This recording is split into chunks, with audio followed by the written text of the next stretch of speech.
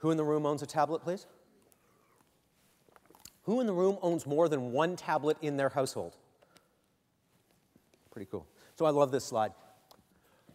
First of all, this is 1969 they made this movie.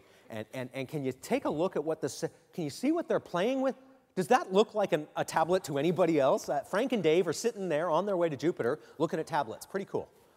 And so, obviously, you know, if you are on a multi-trillion-dollar spacecraft exploring the outer reaches of the solar system, you need 2 tablets per spaceship, right? I don't know. I always want to have a backup one. I love this ad. This is from 1951. The 2-car garage. Automobile was invented in roughly 1880, 1890. Took about 70 years before the average American home, sorry, not the average, before 5% of American households had 2 cars. I'm not that old. 1971, 72. I remember, I think there's some people in this room who are old enough. Anybody remember when your friends had party lines? That wasn't even that was the 70s, that was 40 years ago. People didn't even have one phone per home. They had to share a line between multiple homes. TVs took about 40 years after introduction before 5% of households had 2 TVs. Radio was longer. Some things were faster. Cell phones, it took about 25 years after introduction before people had 2 phones per household. PCs, little less, about 18 years.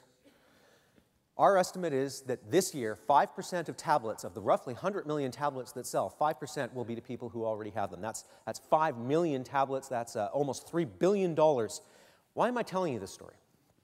As you know, my name's Duncan Stewart.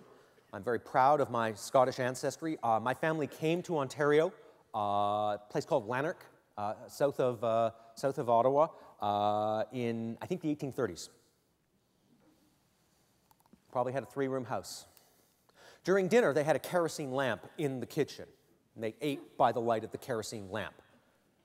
When dinner was over, they would pick up the kerosene lamp and bring it into the living room where they would knit and read the Bible. Sorry about the Bible thing. I come from a very, very long line of Presbyterian preachers, but probably the Bible. When they went upstairs to bed, they would bring the kerosene lamp with them. They had one lamp in the house. It went from room to room as a light source. These days, I walk in and there's a light switch, and I turn it on and the lights come up. What we're seeing with the multi-tablet household occurring in only 3 years after introduction is what we call scatter cushion computing. We are moving from a world where we would have 1 computer per house to 1 per person to 1 per room to multiple per room. This is the Internet of Things, machine-to-machine communication, the proliferation of computing devices so that it is essentially like a light bulb in the ceiling. You walk into a room and the computers are there and you boot them up and they turn on and they do all the things that we expect from computers.